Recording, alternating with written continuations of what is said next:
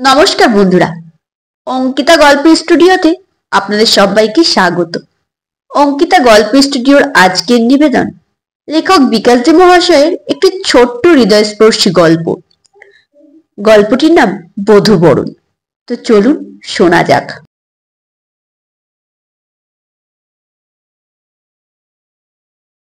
দাদা, কোথায় যাচ্ছেন? কথাটা শুনে পেছন ফিরে তাকাতেই দেখি রমেন, আমাদের পাড়ার ছেলে। বললাম, এই বাজারে। তারপর রমেনকে জিজ্ঞেস করলাম, তুমি কোথায় যাবে? রমেন বলল, এই তো কাছেই। একটু হাসি মুখে রমেন বলল, আপনার গল্প পড়ে বেশ ভালো লাগে, একদম অন্য স্টাইলে লেখা, বিষয়বস্তুতেও নতুনত্ব আছে। তার কথায় আন্তরিকতার সুর। রমেনের কথা শুনে আমার বুকটা তৃপ্তিতে ফুলে ফেপে উঠল। নিজের প্রশংসা শুনলে কার না ভালো লাগে। মনে মনে ভাবলাম, একজন হলেও আমার গল্পের গুণমুগ্ধ পাঠক আছে। রমেন বলল, বেশ কিছুদিন থেকে আগ্রহ নিয়ে অপেক্ষা করছি, কিন্তু আপনার কোনো গল্পই পাচ্ছি না। পত্রিকায় বা ম্যাগাজিনে গল্প পাঠান না, বা ইউটিউবে? আমি বললাম, বেশ কিছুদিন হয়ে গেল পাঠাইনি। কেন? আসল কারণটা গোপন রেখে রমেনকে বললাম, লেখার সময় পাচ্ছি না ভাই। যদিও জানি সময় কেউ পায় না, সময় বের করতে হয়। কিছুদূর যাওয়ার পর রাস্তার মোড়ে এসে রমেন অন্য রাস্তা দিয়ে চলে গেল। লেখা না পাঠানোর আসল কারণ রমেনকে বলতে পারলাম না, যদিও ইচ্ছে আছে যতদিন আমার দুটি ইন্দ্রিয়, চোখ ও হাত সুস্থ থাকে ততদিনই লেখা চালিয়ে যাব। কিন্তু আসলে আমার কিছু সমস্যা আছে।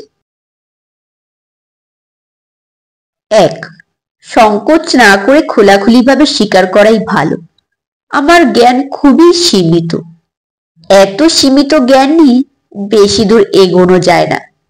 দুই, খুব কম সময়ের মধ্যেই আমার প্রকাশিত গল্পের সংখ্যা অনেক আগেই 150 ছাড়িয়ে গেছে। কয়েকটা বিষয় নিয়ে আমি লিখে ফেলেছি। লজ্জার ব্যাপার, এখন গল্পের তেমন জুৎসই বিষয় আর খুঁজে পাচ্ছি না, স্টক শেষ।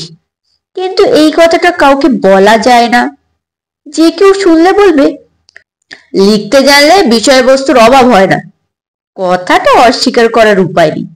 তিন, গল্প লেখার স্টাইল আজকাল বদলে গেছে। বেশি ইনিয়ে বিনিয়ে লেখা গল্প পড়তে পাঠকেরা একদম পছন্দ করে না। অনেক কিছুই তারা কম কথায় ও বেশ সহজে বুঝে নিতে পারে। পাঠকের ধৈর্য ও সময় কম, তাদের রুচি বোধ পাল্টে গেছে। কিছু লিখতে গেলে এসব কথা মাথায় রাখতে হয়। চার, তবুও চেষ্টা করলে হয়তো গল্পের মতো কিছু একটা খাড়া করা যেতে পারে। কিন্তু এখানেও সমস্যা, কোনো কিছু লিখে তারপরে নিজেই সন্তুষ্ট না হলে প্রকাশকের জন্য কোন পত্রিকায় বা ম্যাগাজিনে পাঠাতে ইচ্ছে হয় না। আমার ধারণা সব লেখকের ক্ষেত্রেই বোধ হয় এই কথাটা প্রযোজ্য। খুঁজলে আরো সমস্যা ও কারণ পাওয়া যাবে। তবুও আন্তরিকভাবে চাইছি আমাকে লিখতেই হবে, নিজের মনের তাগিদে, রমেনদের কথা ভেবে। নইলে পাঠকদের এবং শ্রোতাদের কাছে থেকে আমি ক্রমশ দূরে চলে যাব, যা এখনই মন থেকে মেনে নিতে আমার ভীষণ কষ্ট হয়। এইসব ভাবতে ভাবতে বাজারে এসে গেলাম। বাজার সেরে বাসায় ফিরে আসতে প্রায় 2-2.5 ঘন্টা লেগে গেল। ফিরে আসতে চন্দ্রিমা বলল, বাজার করতে এত সময় লেগে গেল? আমি বললাম, আরে আর বলো না, একজন সাহিত্যিক বন্ধুকে পেয়েছিলাম, ওর সঙ্গে কথা বলে দেরি হয়ে গেল। তোমার এই স্বভাবটা আর ছাড়লে না। সাহিত্য প্রসঙ্গ উঠলে কোনো বন্ধুকে ছাড়তে চাও না। সংসারের কাজকর্ম একদম ভুলেই যাও। কি যে ছাইপাশ লেখো, তোমার লেখা কেই বা পড়ে বা শোনে? ইউটিউবে ভিউ তো দেখেইছো। এক শ্বাসে কথাগুলো বলে চন্দ্রিমা রান্নাঘরে চলে গেল। কিছু সময় পর চন্দ্রিমা এসে ব্যস্তভাবে বলল, দেখেছো কি কাণ্ড? স্ত্রীর এমন কথায় আমি ভেবে পাচ্ছি না আজ আবার কি কাণ্ড করেছি। এমনিতেই বাজার করায় আমার বেশ দুর্নাম আছে। যেমন ধনেপাতা আনতে বললে তেজপাতা নিয়ে আসি, দাম দর করতে জানি না বুড়ো সবজি নিয়ে আসি, মাছ প্রায় সময় পচা হয়, পেঁয়াজ বা রসুন এইসব ছোটখাটো জিনিস আনতে প্রায় সময় ভুলে যাই, ইত্যাদি। এইসব কারণে চন্দ্রিমা আমাকে প্রায় বকাঝকা দেয়, বলে তুমি একটা অপদার্থ, বাজার করা এখনো পর্যন্ত শিখলে না, রান্না একদিন খারাপ হলে তো সে কথা 5 দিন আমাকে শোনাতে ছাড়ো না। যাকে এসব বকা খাওয়া নিয়ে আমি আর মাথা বিশেষ ঘামাই না, ধরেই নিয়েছি স্ত্রীর কাছ থেকে এ ধরনের বকা প্রায় স্বামীর কপালেই জোটে। এসব বকা দেওয়া বকা খাওয়া দাম্পত্য জীবনের একটা মামুলি অঙ্গ। চন্দ্রিমার কথা শুনে আমি সভয়ে ভাবছি আজ আবার কি কাণ্ড করেছি। চন্দ্রিমা বলল, আজকের পেপার পড়েছো? বাজার সংক্রান্ত কোনো কাণ্ড নয় বুঝে আমি স্বস্তির নিঃশ্বাস ফেললাম। বললাম, না, সাত সকালেই তো বাজার করতে পাঠিয়ে দিলে। চন্দ্রিমা মন্তব্য করলো, মানুষকে চেনা সত্যি কঠিন। এটা চন্দ্রিমার স্বভাব, আসল কথাটা বলতে বড় বেশি দেরি করে। কে কাণ্ড করেছে কি কাণ্ড করেছে এসবের ধারে কাছে না গিয়ে শুধু আবোল তাবোল বকছে। আসল কথা চন্দ্রিমা কখন আসবে তার জন্য আমি অপেক্ষা করতে লাগলাম। চন্দ্রিমা বলল, এসবের কোনো মানে আছে? ছি, যত সব। স্ত্রীর এই স্বভাব এতদিনে আমার জানা হয়ে গেছে। প্রথম দিকে খুব বিরক্তি লাগতো, এখনো যে লাগে না তা নয়, তবে কিছুটা সয়ে গেছে। আমার ধৈর্যচ্যুতি ঘটেছে। এটা বোধহয় অনুমান করে চন্দ্রিমা আর বেশিক্ষণ আমাকে ঝুলিয়ে রাখলো না। আজকের পেপার এনে আমার সামনে রেখে আঙুল দিয়ে পেপারে দেখিয়ে বলল, এটা এটা পড়ো। হেডলাইনে চোখ বুলিয়ে আমার সব কৌতূহল মিটে গেল। এটা পড়ার কি আছে? এ তো রোজগারের ঘটনা, পড়তে ভালো লাগে না। কিছুক্ষণ পরে চন্দ্রিমা আবার এসে বলল, পড়েছো? আমি বললাম, পড়বো। চন্দ্রিমা তাড়া খেয়ে ইচ্ছে না থাকা সত্ত্বেও টেবিল থেকে চশমাটা নিয়ে এসে চোখে লাগালাম। পেপারে প্রকাশিত খবরটা পড়ি আমার চোখ কপালে উঠল। কিছুদিন ঘটনাটা নিয়ে ভাবতে ভাবতে আমার মনে হলো গল্প লেখার বিষয়বস্তু খুঁজতে এত ব্যস্ত হয়ে লাভ নেই। বিষয়বস্তু না পেলে হতাশারও কিছু নেই। আমাদের আশেপাশে ঘটে যাওয়া ঘটনা তুলে ধরলেই তো এক বলিষ্ঠ গল্প হয়ে যায়, যা গল্প হলেও সত্যি। আমার মনটা চলে গেল গত বছর অগ্রহায়ণে। সৌরভ আমাদের পাড়ায় থাকে, আমার দীর্ঘদিনের বন্ধু। শুধু বন্ধু বললে কম বলা হয়, বলতে হয় ঘনিষ্ঠ বন্ধু। আমার একার সঙ্গেই নয়, আমার পরিবারের সঙ্গেও তার পরিবারের হৃদ্যতা অনেক দিনের। সৌরভের স্ত্রী খুব ভালো, কিন্তু বেচারি প্রায় সময় অসুস্থ থাকে। তাদের 2 মেয়ে ও 1 ছেলে। বড় মেয়েকে সৌরভ অনেক আগেই বিয়ে দিয়ে দিয়েছে, অন্য মেয়েটা এখনো ছোট। ছেলেটা এমএসসি পাশ করে শিলচরে একটা কলেজে চাকরি পেয়েছে কয়েক বছর আগে। ছেলেকে বিয়ে করানোর জন্য সৌরভ তোড়জোড় শুরু করলো। এইসব এলাকায় 2-3টে মেয়ের পার্টির সঙ্গে যোগাযোগ হচ্ছে। শেষ পর্যন্ত নওগাঁয়ের ওইদিকে কোনো গ্রামের এক মেয়েকে সৌরভ ও তার স্ত্রীর পছন্দ হলো। সৌরভের ছেলে প্রথমে গিয়ে মেয়েকে দেখে এসেছে। ছেলের পছন্দ হওয়ার পর তারা স্বামী স্ত্রী গিয়েছিল মেয়ে দেখতে। মেয়ের বাবা ডাক্তার, চাকরি থেকে অবসর নেওয়ার পর এখন নওগাঁয়ে একটা নার্সিং হোমে আছে। মেয়ে মা বাবার দ্বিতীয় সন্তান। তার বড় বোনের বিয়ে হয়েছে কলকাতায়, তাদের ভাই নেই। একটা মেয়ে, তার ছেলের হোক বা মেয়ের হোক, সামলানো কম কথা নয়। বাইরের আত্মীয় স্বজনরা তো ঠিক সময় মতো আসবে বিয়ের প্রস্তুতি শেষ হওয়ার পর। এই শহরে সৌরভের কোনো ঘনিষ্ঠ আত্মীয় নেই, তাই বিয়ের প্রস্তুতি পর্বেও আমার ডাক পড়েছে। একদিন সে আমাকে নিয়ে গেল মুনলাইট ডেকোরেটার্সে। দোকানের মালিক আমার ও সৌরভের দুজনের বেশ পরিচিত। সেখানে গিয়ে দেখি তিনি দোকানে নেই। এক অপরিচিত ভদ্রলোক বসে আছে। ভদ্রলোককে সৌরভ জিজ্ঞেস করলো, মালিক নেই? ভদ্রলোক বললেন, একটু বাইরে গেছেন। কথাটা শুনে আমরা ভাবছি কি করব, ফিরে আসবো নাকি। আমাদের ইতস্তত ভাব দেখে ভদ্রলোক বলেন, আপনারা বসুন, মালিকের আসতে দেরি হবে না। সৌরভ আমার দিকে তাকিয়ে এমন ভাবে ইশারা করলো যার অর্থ হচ্ছে কি করব। আমি বললাম, এসেছি যখন একটু অপেক্ষা করি, কাজটা শেষ করে গেলে একটা কাজ কমে যাবে, বিয়েতে তো 100টা কাজ। আমার কথায় সৌরভ আপত্তি করলো না। কিছু সময় পরই দোকানের মালিক এসে গেলেন। সৌরভ মালিকের উদ্দেশ্যে বলল, আরে চন্দন বাবু, কোথায় যে থাকেন, কখন থেকে বসে আছি। চন্দন বাবু বললেন, সরি, বলুন আপনাদের কি সেবা করতে পারি। সৌরভ বলল, আমার ছেলের বিয়ে লাগিয়েছি। চন্দন বাবু বললেন, খুশির খবর, বলুন আমি কি করতে পারি। সৌরভ বলল, আপনাকে অনেক কিছুই করতে হবে। চন্দন বাবু জানতে চাইলেন, যেমন?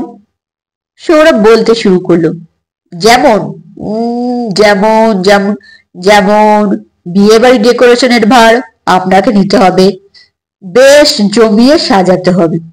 এছাড়া রান্না করা, নিমন্ত্রিতদের পরিবেশন করা, প্রধান অনুষ্ঠানের দিন নববধূকে সাজানো ইত্যাদি আনুষঙ্গিক সব কাজ আপনার লোক সামলাবে। জানেনই তো আমার জনবল নেই। চন্দন বাবু বললেন, ঠিক আছে, কোনো চিন্তা করবেন না। একটু থেমে তিনি জিজ্ঞেস করলেন, খাওয়ার মেনু কি করবেন? সৌরভ বলল, মানানসই তো হতেই হবে। ঠিক আছে, পরে আলোচনা করে ঠিক করা যাবে।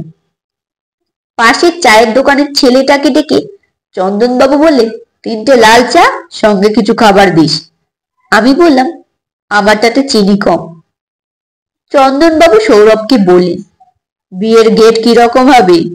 সৌরভ বলল, বললাম তো, সবকিছু মানানসই রুচিসম্মত করতে চাই। চন্দনবাবু বললেন, আমি সে কথা বলছি না। আমি জিজ্ঞেস করলাম, তবে বিয়ের গেটে কি লেখা থাকবে? আমি ভাবলাম এটা একটা গুরুতর প্রশ্ন নাকি।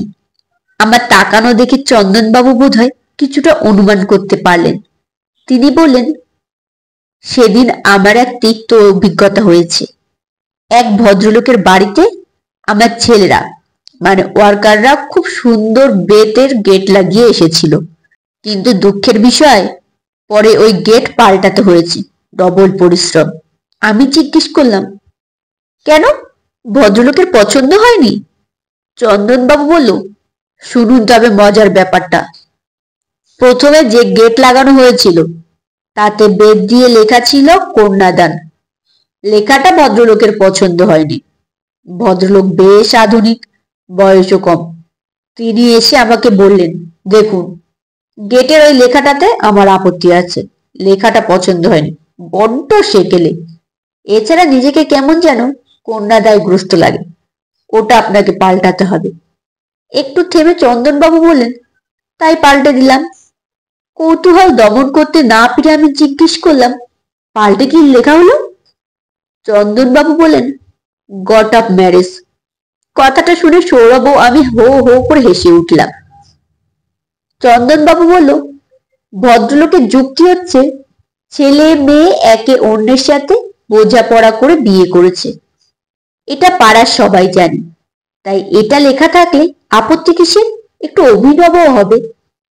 একটু থেমে চন্দনবাবু আবার বললেন, আমি ভদ্রলোককে জিজ্ঞেস করেছিলাম, লাভ ম্যারেজ চলবে? ভদ্রলোক বলেন, আজকাল ছেলে মেয়েদের লাভে আমার বিশ্বাস নেই। অবশেষে গট আপ ম্যারেজই লাগাতে হলো। চন্দনবাবু বললেন, এই জন্য চাহিদা অনুযায়ী বিভিন্ন ধরনের লেখা আমরা তৈরি করি গেটে লাগানোর জন্য। আমার জানতে ইচ্ছে হলো, তাই বললাম, যেমন? চন্দনবাবু বলেন, যেমন ধরুন, স্বাগতম, মাল্যদান, মালা বদল, কন্যাদান, ওয়েডিং, ওয়েলকাম, নাপসল সেরিমনি, লাভ ম্যারেজ, ছেলে ও মেয়ের নাম দিয়ে XOXY, আরো কত কি। চায়ের দোকানের ছেলেটা এসে চা ও গরম সিঙ্গারা দিয়ে গেল। চায়ের চুমুক দিয়ে চন্দনবাবু আমার দিকে তাকিয়ে বললেন, বুঝলেন মশাই, হয়তো এমন দিন আর দেরি নেই, ছেলের বিয়ের গেটে লেখা থাকবে পুত্র হরণ। চন্দনবাবুর কথায় একটু হতাশা সুর মেশানো আছে কিনা বুঝতে পারলাম না। আমার মুখ থেকে বেরিয়ে পড়ল, এটা কিন্তু চন্দনবাবু বেশি বাড়িয়ে বলছেন, নয়তো রসিকতা করছেন। চন্দনবাবু বললেন, বাড়িয়ে নয়, রসিকতাও নয়, ঠিকই বলছি।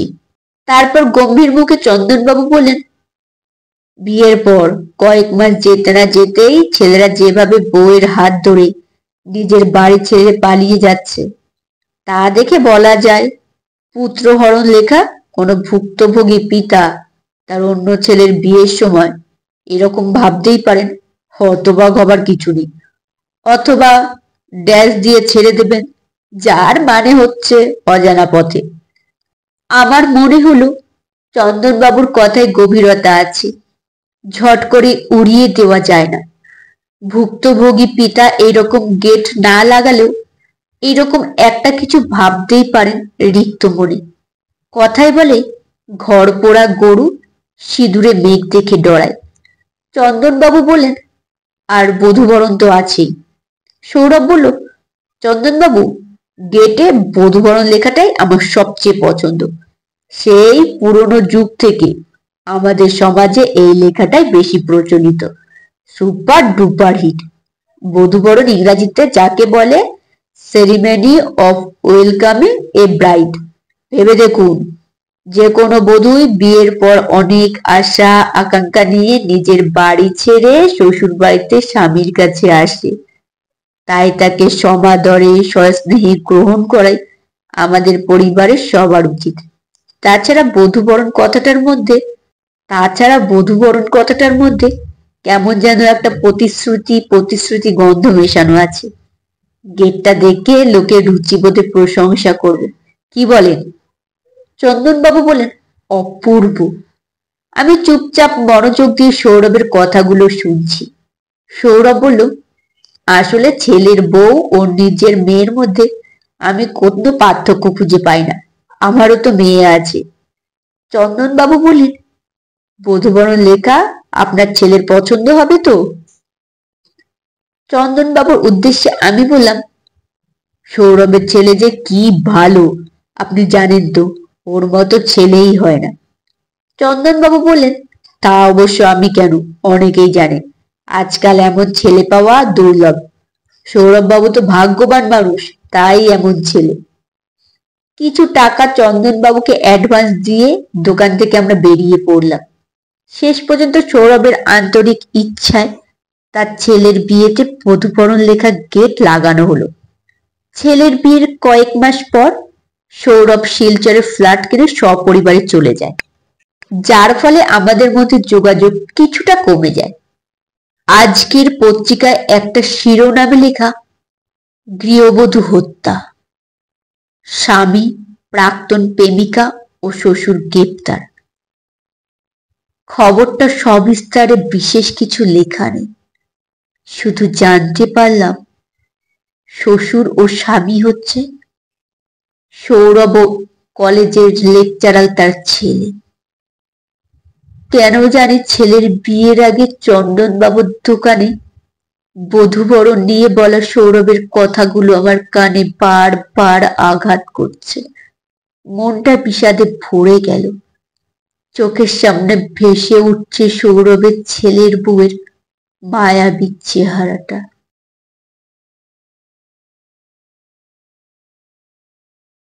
নমস্কার বন্ধুরা, শেষ হলো গল্প পাঠ। কেমন হলো অবশ্যই কমেন্টে জানাবেন। গল্পটি ভালো লাগলে বেশি বেশি করে লাইক করবেন, শেয়ার করবেন কাছে আত্মীয় স্বজন বন্ধু বান্ধবদের কাছে, যারা তারা অবসর সময় এত সুন্দর সুন্দর গল্প শুনতে পারে। আর যেসব বন্ধুরা আমার গল্প শোনা এখনো পর্যন্ত আমার পরিবারের সদস্য হওনি, তারা আমার চ্যানেলটি সাবস্ক্রাইব করে পাশে থাকা বেল আইকনটি প্রেস করে আমার পরিবারের সদস্য হওয়ার অনুরোধ রইল। আর গল্পটি কিন্তু একেবারেই অন্য স্বাদের, আশা করি সবার খুব ভালো লাগবে। গল্প শুনে চলে গেলে হবে না, প্লিজ একটি করে লাইক দিয়ে যাবেন। আর কমেন্টে অবশ্যই জানাবেন কেমন হয়েছে গল্পটি।